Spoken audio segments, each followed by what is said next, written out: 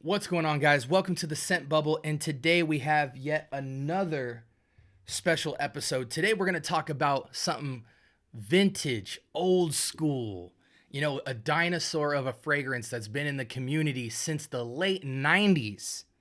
It's from the house of Versace, but before we get into any details, y'all know what we do.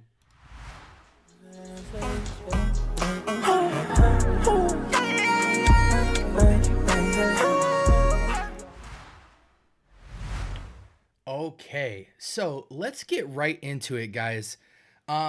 This is from the house of Versace, and this fragrance is none other than Versace's Dreamer. This fragrance was released in 1996, just 6 years shy of the Marc Jacobs fragrance that I told you guys was my first designer house fragrance in high school. And I didn't even know I had this fragrance, to be honest with you guys. I saw some people talking about Dreamer online. And, I've rocked 2-3 cents my whole life up until like the last 5 to 10 years of my life. So I was not the type of person to be online looking at fragrance people talk like I am now. But anyways, a couple years back, I saw some people talking about this fragrance and they showed the bottle, and I remember to myself, I was like, man, I think I have something like this stashed away in like a storage bin. And I thought it was a female fragrance when I came across it in my own life. And I was like, I don't even know how I came across this. Like, how did I acquire this fragrance? It must have just been something that kind of fell through the cracks in the family line and ended up in my storage bin.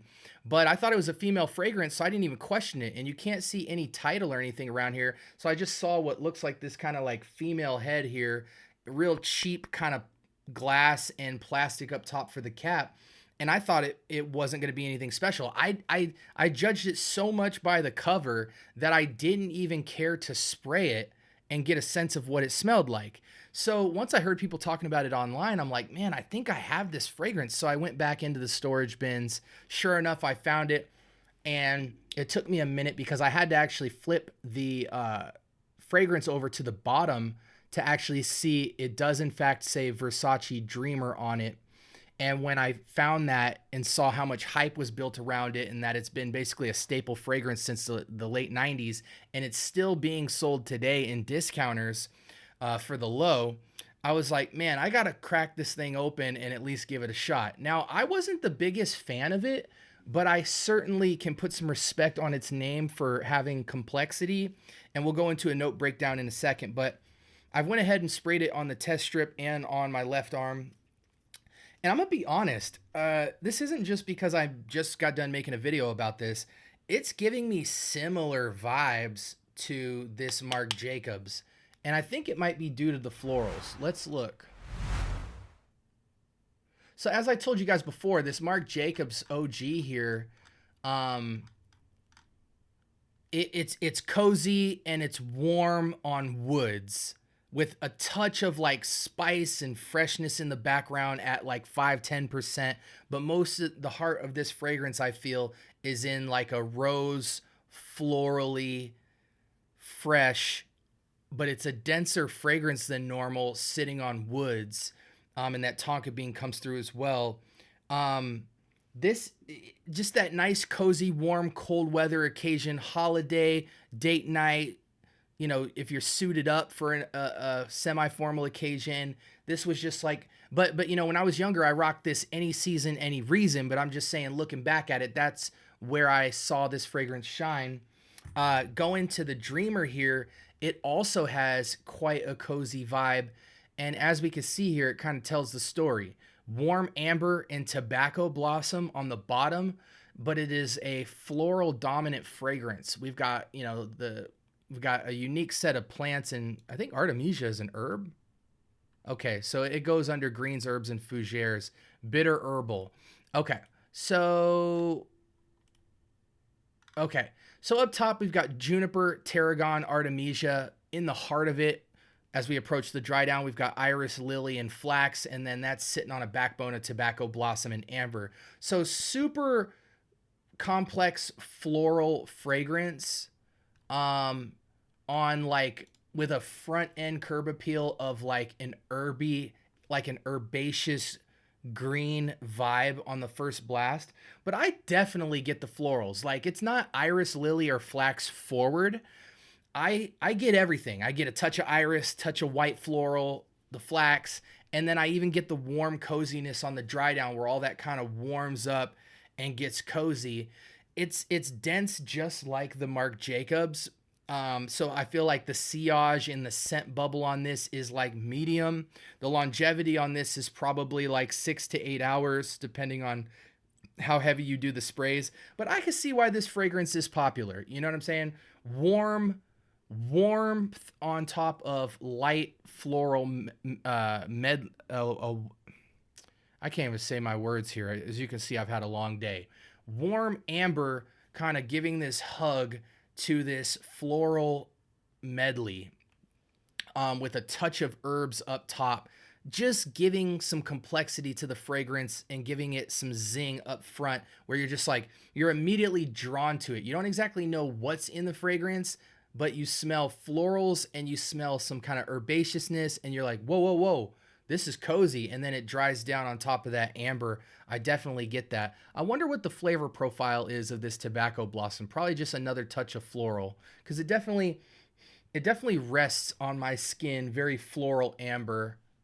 But yeah, so again, at the time that I finally smelt this a couple years back, I wasn't into it. It smells similar to Marc Jacobs. It kind of smells like old money. You know, it doesn't smell cheap. It doesn't smell linear, but this just smells like it was complex for its day. You know what I'm saying? Like, you guys got to remember, this fragrance is like almost 30 years old, I think. It might, in fact, be coming up on 30 years old here soon. Yeah, in 2 years. And Marc Jacobs as well is 20 years ish. And so I think this was just maybe ahead of its time because it had a certain level of complexity to it. I definitely feel like, I don't know if this was a multi-occasion. I think it was definitely multi-occasion, but I don't know about any season, any reason, because it still has kind of like this powdery touch to it where it's dense.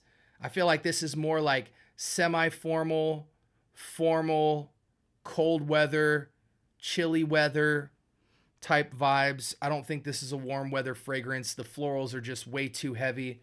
But you know, it ain't bad. It ain't bad. I can see the allure. I can see the draw. I can see the complexity. I can see the projection and sillage happening. You know, all the good chemistry of what would make someone really dig a fragrance.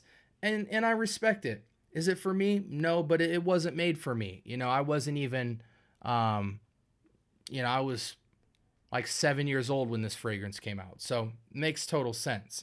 And for the younger generation of today, this would certainly just smell old. You know what I'm saying? Like, especially, you know, young people aren't really, in my experience, into florals that crazy. You know what I'm saying? Like, especially not floral dominant fragrances. So when they would look at a note breakdown like this and see, oh man, herbs up top, floral mid, floral base with amber, the amber is going to be the only attractive note on this that they might be mildly interested in. So I don't see young people really rocking this either.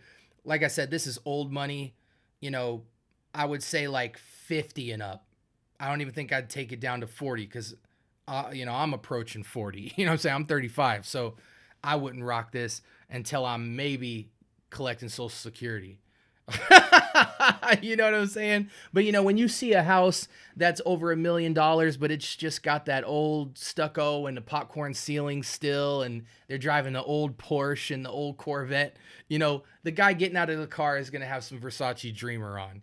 I don't really, this still sells today, but I really don't know the use case. I think because of the age cutoff, and again, fragrances can certainly be ageless, but culture and context really does play into the psychology of why you would wear certain things and smell a certain way. So you do have to take that into account. But at the end of the day, people can rock whatever they want to rock. Are you a young person that rocks this fragrance, or have you ever come across this fragrance in your scent journey? Let me know in the comments. Have you smelt this?